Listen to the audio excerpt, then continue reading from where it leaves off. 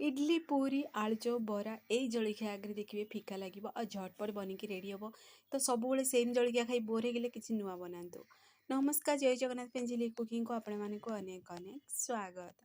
तो चलतु लेट नक रेसिपी आज आम प्रस्तुत करवा नुआ टेस्ट बनिकी रेडी हम आ पूरापूरी सिंपल तरीके बनिकी रेडी हम बहुत सुपर टेस्टी लगे जलखिया रेसिपी खावाई तो फुल वीडियो को वाच करूँ। तो प्रथम कौन करना कैप्सिकम पियाज कंचा लंका टमाटो को छोट छोट पीसेस रे कटिंग करदे। आपण मानक जहाँ भी पनीपरिया पसंद आपण मैंने कटिंग करेंगे। तापर कौन कर गोटे आलू को देखो मुझे ग्रेट कर देछि। तो आलू को ग्रेट करके बनवा द्वारा कौन हम ना देखिए आप आगू मुझे सेयार करी और खाया पूरा सुपर टेस्टी भी लगे। तो सब तो कटिंग कर सारा पर गोटे आम प्लेट रे रखीदे। तो चलते आम साइड रखीदे आम आग प्रणाली आम प्रस्तुत करवा। तो देखो ये मुझे गोटे छोट गिनारे हाफ गिना भात नहीं जेहेतु हेल्दी जलखिया प्रस्तुत करवा तो मुझे भात ही प्रस्तुत करदे भाविली।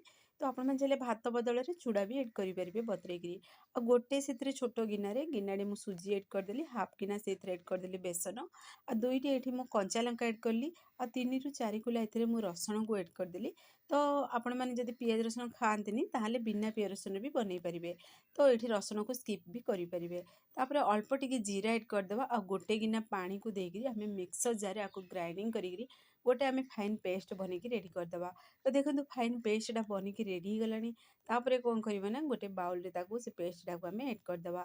आपण मैंने चाहिए जदि पतला बनीज कि अधिका जलखिया बन जी जलखिया आपने बनवा चाहिए ना सी अनुसार सब जिनस ने। तो ये मुझे अल्प टिके जलखिया बनबी से मुझे हाफ गिना से भात नेली आ सब भातर क्वांटिटी कम ने भात नियंतु कि चूड़ा नियंतु आउ चाहिए आपण मैंने सेम सेम सुजी आ बेसन भी एड करेंगे।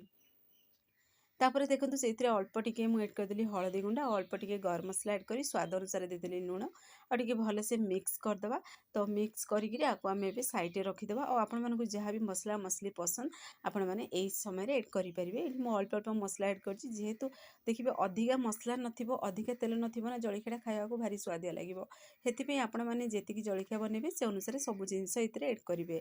आउ मेजरमेंट हिसाब से देखिए भात नौ जदि हाफ गिना ने आ गोटे गिना से सुजी एड करेंगे गोटे गिना बेसन एड करेंगे।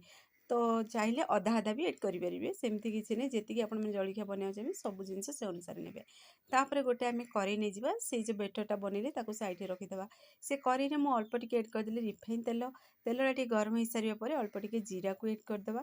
जीराटा फुटी सारा पर आम से पियाज कंचा लंका जो छोट छोट पीसेस कटिंग कर रखी से कंचा लंका पियाज को एड करदे भल से टिके मिक्स करदे। तो भल से मिक्स हो सारा पर हल्का सॉफ्ट हो पियाजटा आमर टे सॉफ्ट हो सारा जो पनीपरिया आम सब कटिंग करते ना यही समय एड करदे। आपण मानक जहाँ भी पनीपरिया पसंद आपण मैंने एड करेंगे। पुणी थे कहूँ आ छुआ मैंने एमती देखिए पनीपरिया खाती जदि आपण मैंने यही तरीके जो जलखिया बनईकी देवे से देखिए आपण मैंने टिफिन देते फिनिश कर आसवे आ देखिए एमती देखिए चटपटा जेहेतु ए वर्षा पाग को जदि किसी गरम गरम खावा इच्छा है जदि भोक हो यही जलखिया रेसिपी जदि बनइबे देखिए पेट भी पूरी आ खाया भी सुपर टेस्टी लगे। आ देखो आलूटा टिके हल्का सॉफ्ट है पर्यंत टिके आम भाजवा टिके आलूटा सॉफ्ट हो सारा पर देखो आलूटा जब ग्रेट करके बनाऊँ ना ताहले देखिए झटपट बनिकी रेडी हो मुझे आलू को ग्रेट करके बनइली। आपण मैंने चाहिए छोट छोट पीसेस रे कटिंग भी करेंगे। तो ना पतला पतला पीसेस रे कटिंग करी रेसिपीटा बनई पारे। तापर से आम कैप्सिकम टमाटो को एड करदे पुणी थे टिके भलसे आपको मिक्स करदे। तो तापर आम कौन करवा ना स्वाद अनुसार देदेबा लुण लुण को एड कर सारा पर आपण मानक जहाँ भी ये माने पनीपरिया एड कर सारे लुण को एड करदे टे भल से टिके मिक्स करदे आ जहाँ भी मसला मसली पसंद आपण मैंने यही समय एड करेंगे। तो ये चलते भल से मिक्स करवा जमीक पोड़ी न जीव आ भलसे जमी टे सीझीज ये तो पूरा पाखापाखि 30% आम सीझीगला। तो देखिए यही जो आम जलखियाटा बनाऊँ ना यही समय आपण मैंने जदि या भाजुंट देखिए 80% जब भाजीगला तो देखिए परफेक्ट भाजीगला। तो मुझे कौन कली ना अल्प टिके से हलदी गुंड भी एड करदेली आ पुणी थे मसला मसली आपण मानक जहाँ भी पसंद आपण मैंने एड करेंगे। अल्प टिके मुझे चिकेन मसला एड कली जेहेतु छुआ मान बनाऊँ से मैगी मसला ये मुझे अल्प टिके एड कर देछि आ पुणी थे टे भलसे आपको मिक्स करदे हाफ चामच से मैगी मसला एड करदेली। तो मिक्स करके तो ये प्रोसेस से टिके मिक्स करदे को आई समय गैस आंच पूरा मीडियम फ्लेम रे आम रखिक प्रस्तुत करवा। फ्रेंड्स आपण मैंने तो अनेक थर जलखिया बन खाई किंतु यही जलखियाटा थे बन देखो छोट बड़ समस्ते पसंद करेंगे एत स्वादिया लगे कि आपण मैंने सप्ताह को 3 ରୁ 4 थर बनवाई पसंद करेंगे। तो जेहेतु आम छुआ मान टिफिन बॉक्स पे बनाऊँ कि छुआ मान फेवरेट जलखिया बनाऊँ से ये कौन कल गोटे 10 टंकिया मैगी पैकेट को सीझे देली तार तो अल्प टिके पानी देके सीझेकी देखो तार से जो मैगी नूडल्सटा पूरा सीझीगला यही समय आम एड करदे। आपण मैंने चाहिए सेम प्रोसेस चाउमिन भी एड करेंगे सेमिया भी एड करेंगे हल्का सीझेकी। तो जेहेतु मैगी मसलाटा से 10 टंकिया पैकेट थाए तो मुझे एड कर देती।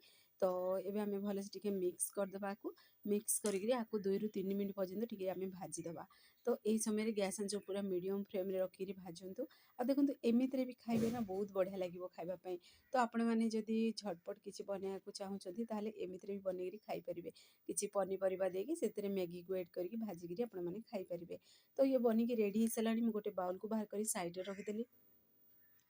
तापर गोटे आम करेई नवा से आम एड करदे रिफाइन तेल आ जी आपण मैंने तेल खाया पसंद करती से अनुसार तेल एड करेंगे। तेल को एड कर सारा करेईटार पूरा जमी तेल लगे से देखते मुझे करेईटा को हल्लैदेली आम जो भाजिकी रखी से मैगी आ पनीपरिया ताकू आम एड करदे जमीती कि गोटे पतला कोटिंग तापर रहा। देखते पूरा तेल जेहेतु टे पानी पड़ेगा से केमती फुटुची। तो आपण मैंने जी समय तेल टे अधिका से एड होगा मुझे बाहर कली। तो आपण मैंने जी तेल खाइबे से अनुसार तेल एड करेंगे। तापर कौन करना ना से जो आम पनीपरिया आ मैगीटा को भाजिकी रखी तो तापर आम एड करदे से करेई उपर देखो ये प्रोसेस मुझे गोटे करेई नहीं आप चाहिए तावा भी नहीं पारे। जो आम पेस्टा बनईकी रखी ना सुजी बेसन पुणी चाउ ये भातर से पेस्टा को आम देखो ये प्रोसेस पिठा करते आम ये सेपटा देदेबा जो मैगीटा आम प्रथम एड कले मैगी पनीपरिया सब तापर से आम जो बेटरटा बनई आम एड करदे आ पुणी थे अल्प टिके से मैगी को आम देदेबा।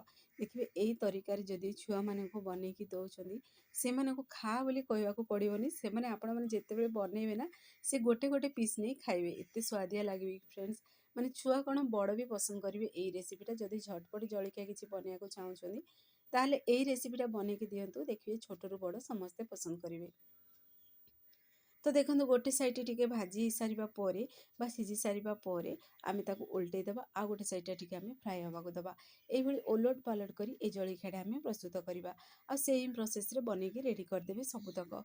तो देखो केते सुंदर देखा कहले ऊपर पूरा मैगी गुड़ा टे फ्राए हो सारी आ पुणी से आम भात सुजी पुणी से बेसन देते बहुत बढ़िया लगुला टेस्टी लगुला जलखिया रेसिपीटी। तो पूरा पूरी नुआ जलखिया फ्रेंड्स आपण मैंने थे बनातु देखिए सप्ताह को 3 ରୁ 4 थर तो निहाती बनइबे। आ जदि टिफिन दौरान बड़ मानक हो कि छुआ मानक हो तो ये प्रोसेस रे बनईकी दिंतु भारी स्वादिया लगे। तापर देखो मु गोटे स्टेप बनईकी रेडी गला गोटे जलखिया पिठा बनईकी आम रेडी करदे जलखिया को। तो आ गोटे भी सेम प्रोसेस आम से एड करवा आ समय टिके मु जीरा एड करिया भूलीगली तो जीरा एड करिवे नले से राशि भी चाहिए एड करेंगे से तेल रे। तापर ये प्रोसेस रे जे आम भाजिकी रखी मैगी पनीपरिया ताको एड करदे तापर पुणी थे सेम प्रोसेस रे से पिठो बटा को सब एड करेंगे और तापर पुणी थे मैगी पनीपरिया एड करी ये सेम प्रोसेस रे बनईकी रेडी करदे। तो देखो बनइबाटा बहुत इजी आ कम समय बनईकी रेडी हो झटपट बनईकी रेडी हो।